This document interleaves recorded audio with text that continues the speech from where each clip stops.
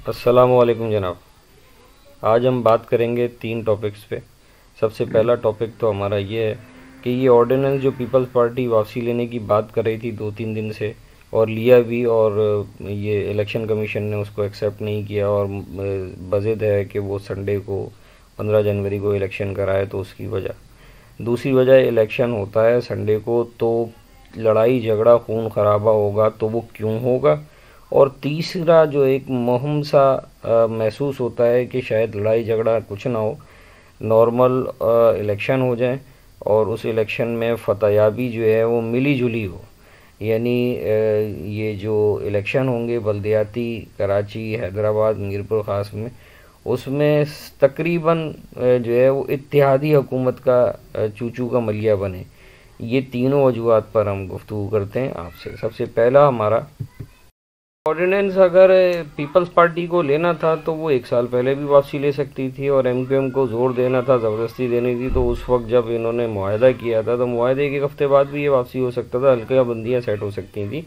Basically इनको ये यकीन था कि शायद इलेक्शन पे जो है, जो मर्दियाती इलेक्शन हैं उस पर पीटीआई भी जो है वो मजबूर नहीं करेगी, ना जो है इलेक्शन कमीशन इतना मजबूर करेगा, और अदलिया भी जो है इनकी बात मान लेगी। असल में जो इस्टेब्लिशमेंट है वो अब मुकम्मल तौर पर न्यूट्रल हो चुकी है। न्यूट्रल से मुराद ये वो किसी की भी सपोर्ट नहीं कर रही। जो कानून है उसके मुताबिक अमल हो, इलेक्शन कमीशन भी उसके मुताबिक अमल करे, और सियासी पार्टियाँ भी उसके मुताबिक चलें, और इलेक्शन भी अपने मुताबिक हो। तो ये वजह है जिसकी वजह से ऑर्डिनेंस भी वापसी नहीं हो रहा। सब परेशान एक तरफ खड़े हैं, ये हो क्या गया। जो उन्होंने सोचा था वैसा नहीं हो रहा। उसकी वजह ये है कि सब एक पेज पे भी नहीं है और न्यूट्रल हैं सब।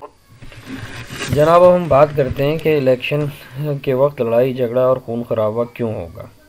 लड़ाई झगड़ा खून खराबा करके तमाम तंजीमों के वोटर्स को और कराची और हैदराबाद के शहरियों को उनके घरों में मैसूर कर देना, लाशें उठा गिरा देना, और उसके बाद जैसी तैसी जो इलेक्शन की मुहिम चली हो उसको किसी न किसी तरह किसी भी सियासी या गैर सियासी या रियासती इदारे के ज़रिए इलेक्शन कमीशन को कंट्रोल करके इन तमाम इलेक्शन के प्रोसेस को रूल ओवर करा देना। तो उसी सूरत में हो सकता है कि जब कम से कम 40 से 50 लाशें गिर जाएं, खून खराबा हो जाए और आवाम घरों में मशहूर हो जाए, और जो भी वोटिंग का टर्नओवर हो वो 20% से कम हो, तो इलेक्शन कमीशन वहाँ पे दोबारा इलेक्शन कराएगी।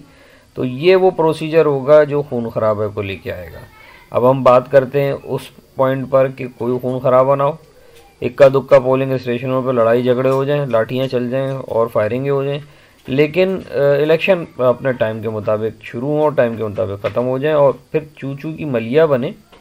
मतलब इत्यादि बल्दियाती इंतखाबातों, इत्यादि लोगों, उसका फ़ायदा आने वाले जनरल इलेक्शन में होगा।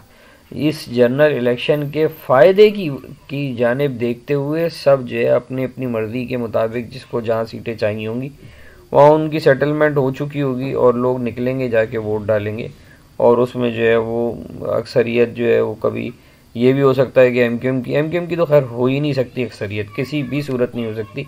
हाँ, अब जो इलेक्शन की जो जंग है वो भी कल की, वो पीटीआई और जमात इस्लामी की है। पीपल्स पार्टी भी दूर तक नज़र नहीं आती, पीटीआई और जमात इस्लामी की है। कल हम होने वाले इलेक्शन की लम्हा आपको रिपोर्ट करते रहेंगे अपने वीलॉग पर, और कराची शहर और हैदराबाद के गिरदोनवा के इलाकों की सूरत हाल हम आपको अपने वीलॉग पर देते रहेंगे। आप जो है हमारे चैनल को लाइक करें, सब्सक्राइब करें, और नई आने वाली अपडेट को देखते रहें। शुक्रिया।